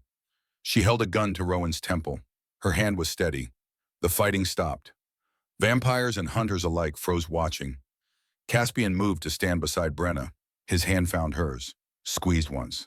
"Let them go," he said. His voice carried the weight of 9 centuries. "Your quarrel is with me, not with children." "My quarrel is with profit margins," Vivian replied. "And right now I have 2 very valuable children, a Dracul heir and a vampire princess. The Order will pay handsomely for both." "You're outnumbered," Thorn said. "Look around, your hunters are dying." "Yes, which is why I'm changing terms." Vivian pressed the gun harder against Rowan's head. He stirred slightly, moaning. "Brenna, you're going to come with me, willingly. No fighting. No tricks. You get in that elevator and you let us take you upstairs. Do that and I let one of these children go." Brenna's blood turned to ice. One, you choose. You're a brother or the vampire brat." Vivian's smile was cruel. "Decide quickly. My trigger finger's getting tired." Time slowed. Brenna looked at Rowan, pale and sick and helpless. Her little brother. The reason she'd done all of this. The reason she'd let herself be sold, had signed the contract, had walked into this nightmare. Then she looked at Isolde. 8 years old, traumatized, already lost her mother, had just started opening up, speaking again, trusting again. Sophie's choice. Pick one child to save. Live forever knowing she condemned the other. Caspian's hand tightened on hers. His voice was barely a whisper. "Don't. I'll get them both. I swear I'll—" "You can't," Brenna whispered back. "She'll shoot. You know she will." "Then let her shoot me." Brenna turned to him, looked into those gold eyes that had seen centuries pass, that had looked at her with respect, with gratitude, with something deeper she didn't have time to name. "Take care of whichever one I don't choose," she said quietly. "Promise me." "Brenna." "Promise." Well, his jaw clenched. "I promise." Brenna looked back at Vivian, at her brother and Isolde, at the impossible choice. She thought of Rowan begging her to let him quit treatment, too tired to fight, too worn down by pain, and her telling him no, telling him to keep fighting because she wasn't giving up on him. She thought of Isolde in the car saying she had to be strong because kids die. She thought of what Rowan would say if he was conscious, if he knew what she was being asked to do. He'd tell her to save the little girl, because that's who Rowan was. That's who their parents had raised them to be. "Tick-tock," Vivian sang. Brenna stepped forward. "I choose Isolde. Let the little girl go." Caspian made a sound like he'd been stabbed. Vivian's eyebrows rose. "Your own brother? Well, that's cold even for me." She nodded to the hunters holding Isolde. "Let the brat go." They shoved Isolde forward. She stumbled, caught herself, looked at Brenna with wide eyes. "Run to your father," Brenna said softly. Isolde ran, crashed into Caspian. He caught her with one arm, pulling her close while his other hand stayed locked on Brenna's. "Your turn," Vivian said. "In the elevator, now." Brenna moved forward. Each step felt like walking underwater, like moving through concrete. She was 10 feet from the elevator when Rowan's eyes opened. Her brother's gaze found hers, confused, disoriented, then focusing, understanding. "Bren," his voice was slurred from whatever drugs they'd given him. Don't do it." "I have to." "No." He tried to move, but the straps held him. "I'm not worth it. I'm dying anyway. Let me go."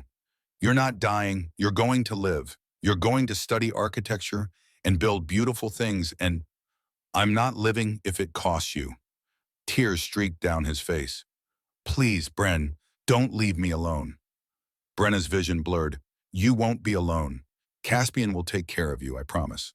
"That's very touching," Vivian said. "But we're on a schedule. In, now." Brenna stepped into the elevator. Vivian moved behind her, kept the gun trained on Rowan even though Brenna was complying. The hunters followed. The gate began to close. Caspian's hand ripped from Brenna's as the distance grew too great. "I will find you," he called. "I will burn this place to the ground. I will—" The gate closed. The elevator began to rise. Brenna watched through the metal grating as Caspian and the others grew smaller. Watched Isolde clinging to her father. Watched Thorn holding back his brother, who looked ready to tear the world apart. Watched Rowan crying, calling her name. Then they were gone. The elevator rose through the shaft toward the upper levels, toward whatever examination awaited. Brenna closed her eyes. She'd made her choice. Right or wrong, she'd chosen the child who had no one else over the brother who would be taken care of. She'd chosen love over blood, and somehow that felt right. The elevator reached ground level. The gate opened onto the main lobby. Dawn light streamed through the windows. Outside, she could see the parking lot.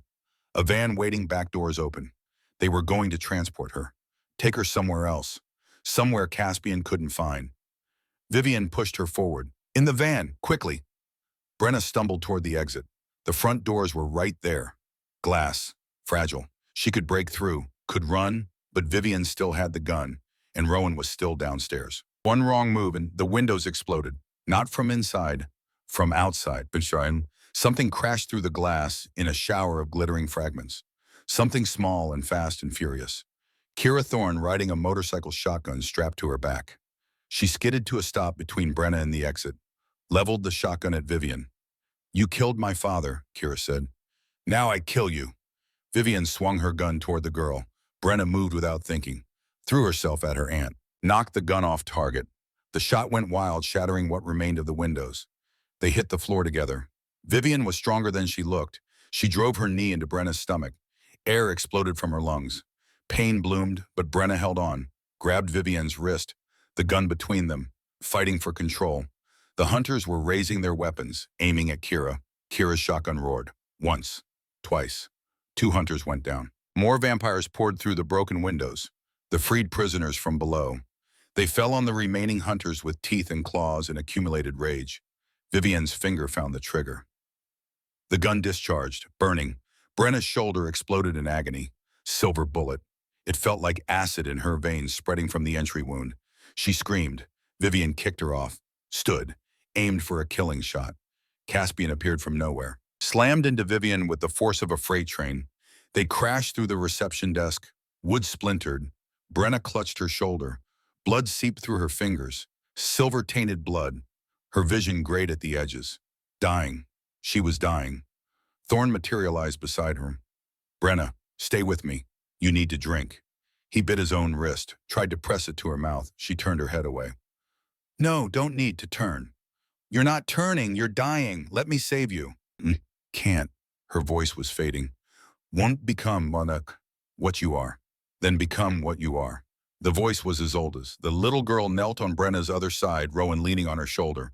He'd somehow made it up from the sub-level gurney abandoned, moving on pure determination, an IV pole used as a crutch. Rowan, Brenna whispered. Safe. Thanks to you. His face was wet. You chose her. You chose the kid you barely knew over me. Had to. I know. That's why I love you. He grabbed her free hand. But I'm not losing you now.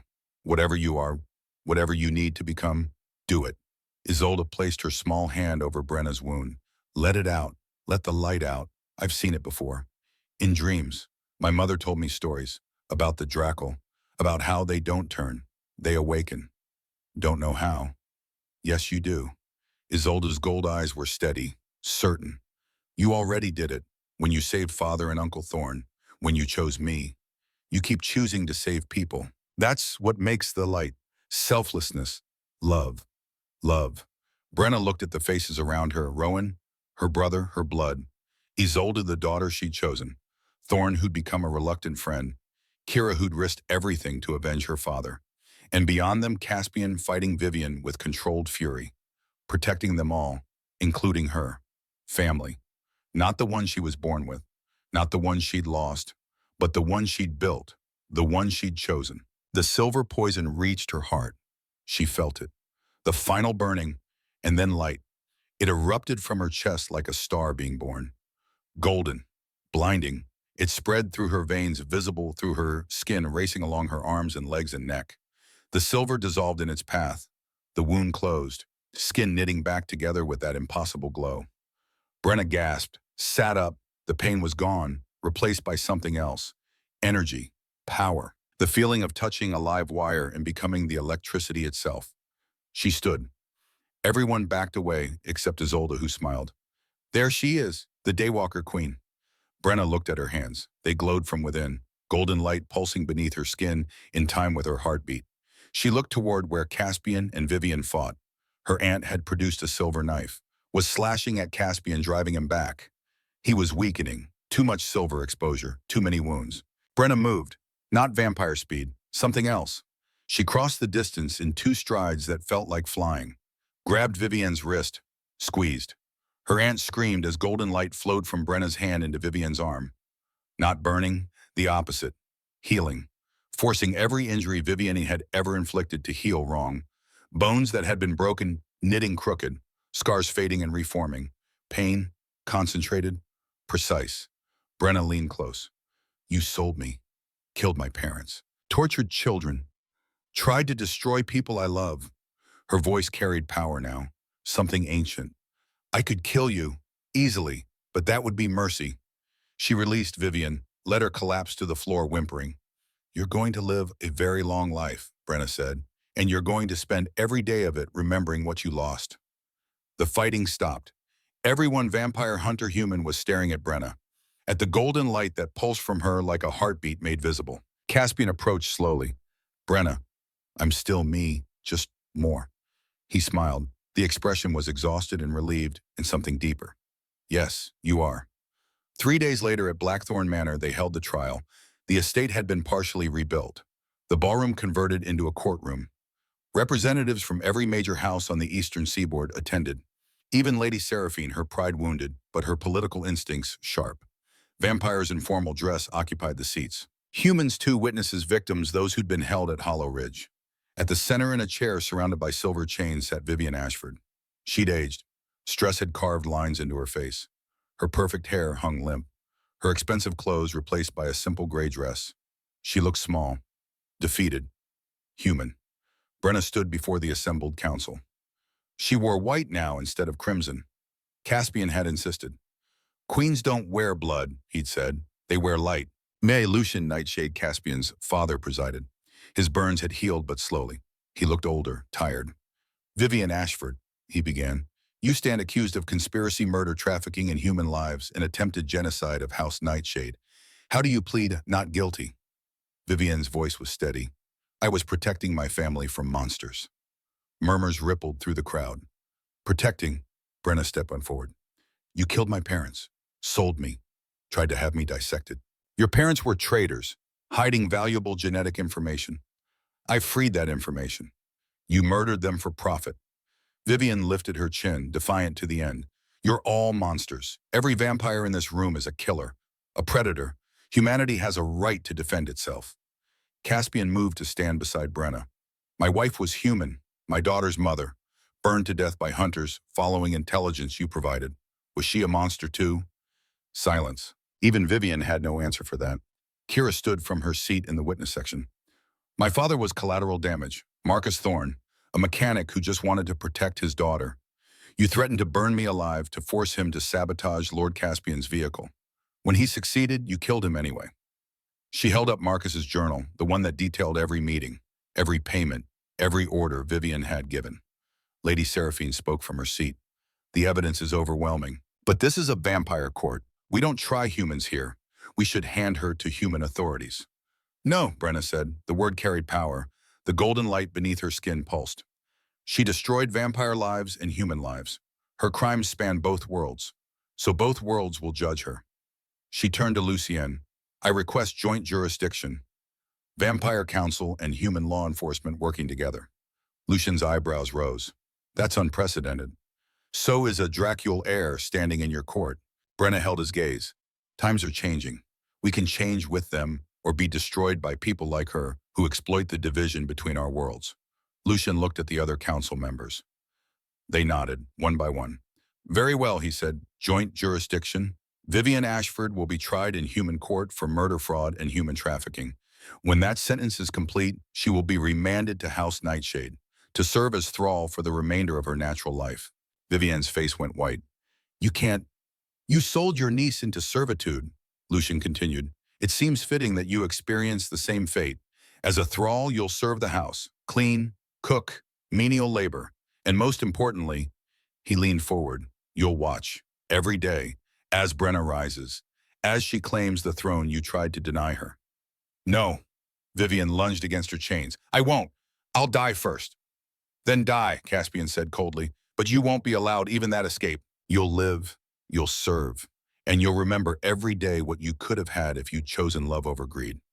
Two guards lifted Vivian from her chair. She screamed, fought, but Silver sapped her strength and she was just human. They dragged her away. Her screams echoed through the ballroom until distance and doors silenced them. Brenna watched her go. She felt nothing. No satisfaction, no revenge, just tired acceptance that justice had been served. Rowan's hand found hers. He stood beside her now, stronger every day. The treatment was working, the cancer retreating. He'd live. "You okay?" he whispered. "I don't know yet. Ask me tomorrow." Lucian stood. The room fell silent. "There's one more matter to address." He looked at Caspian. "My son, step forward." Caspian approached, knelt before his father. 900 years you've waited for this throne. 900 years of service, of sacrifice. You've earned it. "Yes," Caspian said simply, "which is why I'm not giving it to you." The room erupted, vampires shouting, council members on their feet. Lucian raised his hand. Silence fell again. "My son has earned many things: rest, peace, time with his daughter without the weight of rulership." He looked at Brenna. "But this young woman has earned something too. She's proven herself. Saved my son's life. Saved his daughter. Exposed conspiracy and brought justice to both worlds." He smiled. "She carries the Draco line. The first of that bloodline in 600 years. If we're entering a new era, shouldn't we be led by someone who represents that change?" "Father," Caspian said quietly, "you're not suggesting." "I'm deciding." Lucian descended from the platform, stopped before Brenna. "Brenna Ashford, would you accept the throne of House Nightshade? Would you rule as our queen?" Every eye in the room fixed on her. Brenna looked at Caspian. He was smiling, encouraging her. She looked at Rowan. He nodded. "Go ahead," his expression said. "You've got this." She looked at Isolde sitting in the front row. The little girl gave a thumbs up. Brenna turned back to Lucian. "I'm 19 years old. I've been a daywalker for 3 days. I have no idea how to rule." "Good," Lucian said. "Then you won't make the mistakes of someone who thinks they know everything." He pulled something from his pocket, a ring, obsidian and silver carved with the dragon crest. "But you won't rule alone. You'll have advisors. You'll have Caspian and Thorn. You'll have the council. Most importantly," he looked at his son, "you'll have a partner, if you want one." Caspian moved to stand beside Brenna. "I spent 900 years waiting for a throne. I'd rather spend the next 900 at your side. If you'll have me. As what co-ruler advisor. As your choice." He took her hand. "Whatever you want. However you want it. I'm not buying you anymore, Brenna. I'm asking." The weight of the offer settled over her. Rulership, power, responsibility, everything she'd never wanted, but also family, protection for Rowan, a future for Isolde, a chance to make sure what happened to her never happened to anyone else. She thought of the auction room, of standing on that platform feeling like cattle. She thought of walking through fire to save a child. She thought of choosing Isolde over Rowan because it was right, even though it tore her apart. She'd spent 19 years being pushed around by life. Maybe it was time to push back. Brenna took the ring from Lucien, slid it onto her finger. It fit perfectly. Of course it did. This had been inevitable from the moment she'd pulled 2 vampires from a burning car. "I accept," she said, "on one condition." "Name it," Lucien said. "Things change. No more humans sold at auction. No more treating people like property. We build bridges between our world and theirs." She looked at Kira. "We protect the innocent on both sides. We prove that monsters and humans can coexist." "An evolution," Brenna corrected, "and it starts now." Lucian smiled, truly smiled. "Then let it be so," he raised his voice. "I present to you Brenna Ashford, first of the returned Draco line, Queen of House Nightshade, first of her name, Daywalker, Lightbringer, protector of both realms." The vampires rose. One by one they bowed, even Seraphine, though she looked like it physically hurt. Brenna stood in the center of it all, golden light pulsing beneath her skin, and wondered how the hell she'd gotten here. 6 months later, Blackthorn Manor had been fully rebuilt, the ballroom restored, the grounds maintained. Life such as it was had returned to normal. Brenna stood on the balcony outside what was now her study, watching the sunset. The golden light that lived beneath her skin answered the fading daylight pulsing in recognition. She'd learned to control it mostly. Could turn it on and off at will. Could use it to heal or hurt depending on need. She'd also learned that being queen was exhausting. Council meetings, negotiations with human authorities, establishing new laws about human rights in vampire territories, setting precedents that would last centuries. Some days she missed waiting tables. "You're brooding again," she turned. Caspian stood in the doorway, Isolde perched on his shoulders. The girl was laughing, holding on to her father's hair like reins. "I don't brood," Brenna said. "I contemplate." Same thing, different vocabulary. He lifted Isolde down. "Go find Uncle Thorne. Tell him dinner's in an hour." Isolde ran off, disappearing into the manor's depths. Caspian joined Brenna at the railing. They stood in comfortable silence, watching the light fade. "Rowan called," he said eventually. "He's coming for Thanksgiving. He's at Yale. That's a long drive. We'll send the car. And Thorne, your brother, likes him." "My brother thinks he's cool. There's a difference." Brenna smiled. "But yes, it'll be good to see him." Rowan was thriving, cancer in remission, studying architecture like he'd always dreamed, living in a dorm, making friends, being normal, being human. Sometimes Brenna envied him that, but mostly she was just grateful he got the chance. "How was the meeting with the governor?" Caspian asked. "Productive. She's agreed to pilot the protection program in 3 cities. Vampires who register get legal protections. Humans who work in vampire establishments get labor rights." Brenna sighed. "It's a start. It's more than anyone's accomplished in 1,000 years. Some days that doesn't feel like enough. Some days it's not, but you keep trying anyway." He turned to face her fully. "That's what makes you a good queen. You care. You don't just rule, you serve." "I had good teachers." "Yes, you did." His hand found hers, still cool skin against her warmth, still perfect. "I have something for you. If it's another treaty to sign, I'm throwing you off this balcony." He laughed, pulled a small box from his pocket. Black velvet. Brenna's heart stuttered. "Caspian. It's not what you think. Or maybe it is, I'm not sure." He opened the box. Inside was a necklace, star metal like the one she wore from the orphanage. But this one was new, polished. The dragon crest clear and proud. "It was your mother's," Caspian said quietly. "I had my people search. Found it in evidence storage from the fire investigation. They'd held it all this time." He lifted it from the box. "I had it restored. Thought you might want it." Brenna's throat tightened. She touched the necklace she wore, the one that had been with her since childhood. Worn and tarnished and precious. "Can I have both?" she asked. "You're a queen. You can have whatever you want." She let him fasten the new necklace beside the old. 2 generations, 2 symbols of survival, 2 pieces of a history she was reclaiming one day at a time. "Thank you." "You don't have to." She kissed him, cut off whatever he was going to say with lips against his. He tasted like night and secrets, and 900 years of loneliness finally finding an end. When they pulled apart, he was smiling. "I was going to say you don't have to thank me, but I'll accept that form of gratitude anytime." "Noted," a voice called from inside. Isolde. "Mama Brenna, Uncle Thorne says he won't play chess unless you referee, Mama Brenna." The name still made her heart skip. "Coming," she called back. She looked at Caspian, at the manor behind them, at the life she'd built from ashes and blood and impossible choices. "We should go in," she said. "We should." But he didn't move, neither did she. They stood together in the fading light, 2 impossible things that shouldn't exist, watching darkness fall over a world they were slowly, carefully teaching to be better. "Hey," Brenna said softly. They said I was barren, worthless, good for nothing but selling." "I know." She gestured to the manor, to the family waiting inside, to the kingdom she'd inherited and the future she was building. "They were wrong." Caspian pulled her close. "They were very, very wrong." Inside, Isolde called again. Thorne's voice joined her, arguing about chess rules. Rowan's laughter echoed through a speakerphone, joining the conversation from miles away. Family.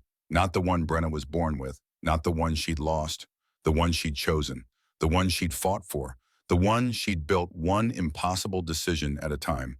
Vivian had wanted to sell her, had tried to destroy her, but Brenna hadn't been destroyed. She'd been forged. And now she ruled a kingdom, loved a family, and carried light beneath her skin. Not bad for a girl they said was worthless. Not bad at all. She took Caspian's hand and led him inside toward the warmth and noise and beautiful chaos of home. Behind them, the sun set completely. Darkness claimed the sky. But in Blackthorn Manor, in the heart of a vampire's domain, golden light burned bright and would continue burning for a very, very long time.